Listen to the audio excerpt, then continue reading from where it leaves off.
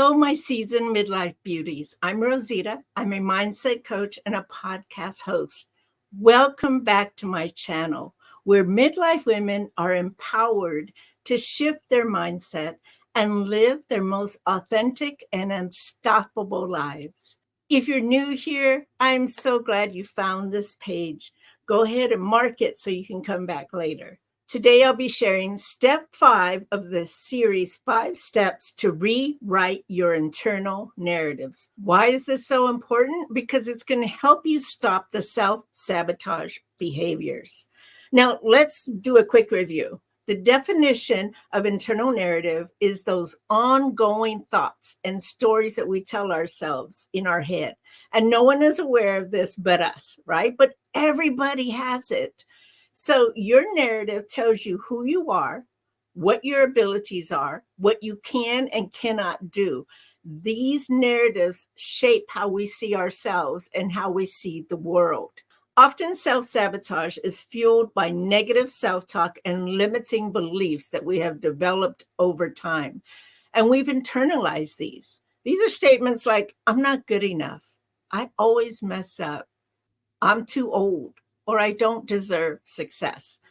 These steps will provide you insights and exercises and stats to help you rewrite your current narrative so that you can create a new narrative aligned with who you are today. So let me go over the steps real quick, and you can go to my YouTube channel, type in @Moving Forward Life Coach Realtor to watch each step. In step 1, we focused on identifying the narratives that keep us stuck.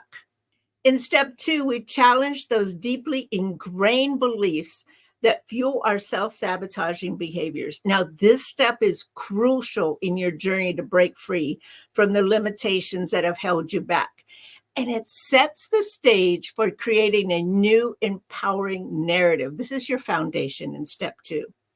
In step 3, we talk about transforming negative thoughts into positive actions. This is also important. This is where we learn how to replace the negative with positive. And that could be in our thoughts, in our words, in our behaviors, because they're all tied together. Now, step 4, we talked about how to visualize success. This is a great one because visualizing success helps rewire our mind to focus on positive outcomes rather than potential failures. Now, historically, women have often struggled with visualizing success. Let me just say that. And this is all due to lifelong societal pressures, traditional gender roles, and personal experiences that have prioritized others' needs over our own. This created years of self-doubt, compounded by life transitions and the fear of repeating past mistakes. These have all created mental barriers to imagine a positive future. But when we understand these influences, it is key to overcoming them. So by recognizing our strengths and shifting our focus, midlife women can break free from these limitations. We can embrace our potential and confidently visualize the success we desire. So today we are going to be talking about the last step. Step 5 is practice self-compassion. Now, as I said earlier, we women in midlife have spent years putting everyone else's needs before our own, whether it's family, work, or just trying to meet societal expectations. We are often taught that our worth came from what we did for others. And over time, this can lead to us being really hard on ourselves. Anybody relate to that? Especially during big life changes like empty nesting, divorce, or aging. But practicing self-compassion at this stage is key. It's about letting go of the self-judgment we've carried around for so long and finally giving ourselves the love and care that we need. It's about treating ourselves with the same kindness we offer others. We can start healing, we can rewrite our story, and we can truly embrace who we are. This not only helps us feel better emotionally, but also allows us to live more confident and authentic. Being kind to ourselves matters so much, especially in midlife. Why? Ladies, for years, we have often been our hardest critics. I can definitely attest to that. We focused on what we didn't do right or how we could have done better or more. But the truth is, giving ourselves grace can change everything. And I am a testimony of this. When we're kinder to ourselves, we start letting go of guilt and self-doubt. It brings an internal peace and makes life challenges easier to manage. When we do self-compassion, we develop our inner strength, our faith, and instead of being stuck in negative thoughts, we gather all the tools and all the steps to believe in our own value. And when we practice self-compassion, it helps us to be better for others too, because we can't pour from an empty cup. We can't share love that we don't have for ourselves. So I'm here to encourage you. Instead of getting frustrated, let me share with you these 3 steps to gently redirect your thoughts to a new empowering narrative. Okay, step 1, the self-compassion break. Don't we feel overwhelmed a lot? When you feel this way, place your hand on your heart. Just take a deep breath and say to yourself, and oftentimes if you could say it out loud, it'd be even better. Say these things. It's okay. I'm doing my best. And right now, I'm going to give myself kindness. Repeat this whenever you need to build your self-compassion. Oftentimes, many people don't know when we need encouragement, especially if we are strong women. A lot of people think we can handle it on our own, but it sure is nice to have that moment of self-compassion for ourselves, especially when we don't really allow other people to give it to us, right? Number 2, oh, I love this one. I worked on this for years. This is called the mirror affirmation. Stand in front of a mirror, look into your eyes, and say out loud, I love you. I did these mirror affirmations myself when I was first starting to heal. And I tell you, I could not stand in front of the mirror and say to myself, I love you. I would start and then start breaking down in tears, which led me to believe that I really needed to do this exercise because I didn't have the love for myself that I was trying to give everybody else. This exercise helped rewire my brain to accept and love me. That is an amazing place to be, ladies. So mirror affirmation, stand in front of the mirror, look at yourself in your own eyes and say out loud, I love you. It will take you a couple of times. And if it doesn't, that's amazing. That is amazing. But for me, it took a couple of times before I could actually say those 3 words to myself in the mirror, looking in my own eyes. Now, number 3, treat yourself like you would a friend.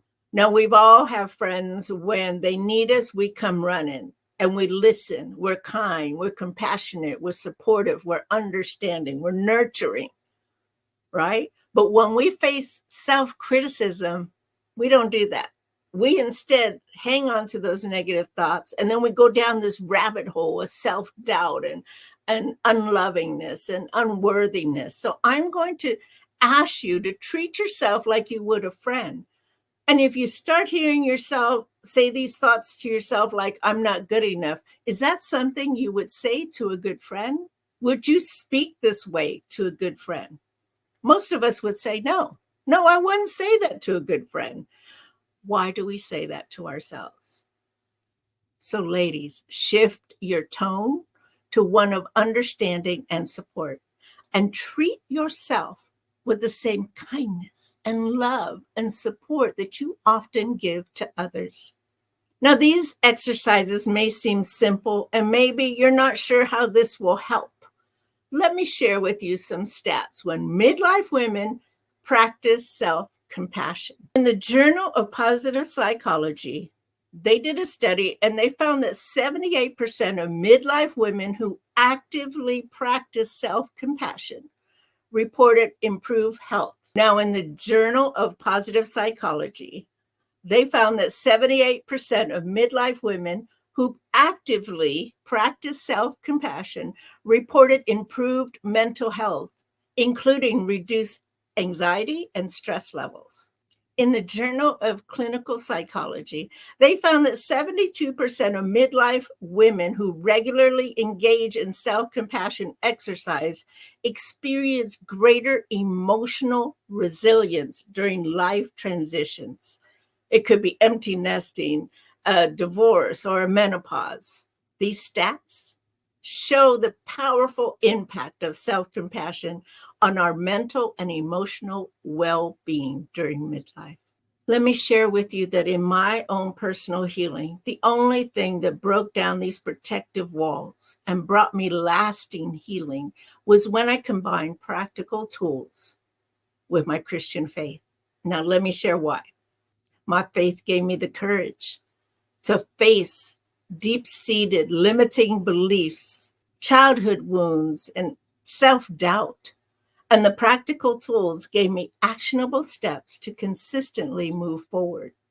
Now, Kenneth Pargamont is a prominent psychologist, and he found that spiritual practices can improve mental health and emotional well-being when integrated with psychological treatment. And Harold Koenig is a leading researcher in the field of faith, spirituality, and health. He found that faith and spiritual practices are linked to better mental health outcomes. These studies show that integrating spirituality and psychological approaches can reduce symptoms of depression and anxiety and improve overall well-being. In my coaching, I combine practical tools with Christian faith. By mixing actionable strategies with spiritual guidance, it can keep women motivated and resilient, but also aligns women with their goals and deeper values.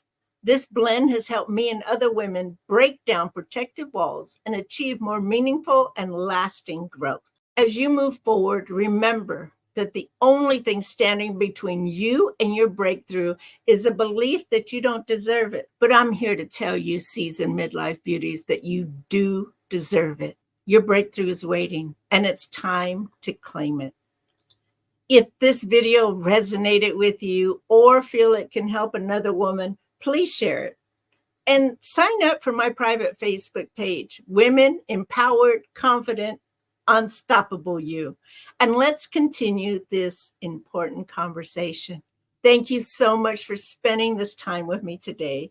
And if you want to watch the replays, just go on over to YouTube and type at Moving Forward Life Coach Realtor. And don't forget to check out my website, movingforwardforlife.com, for your free clarity call, as well as other resources. Remember, the power to rewrite your story is in your own hands.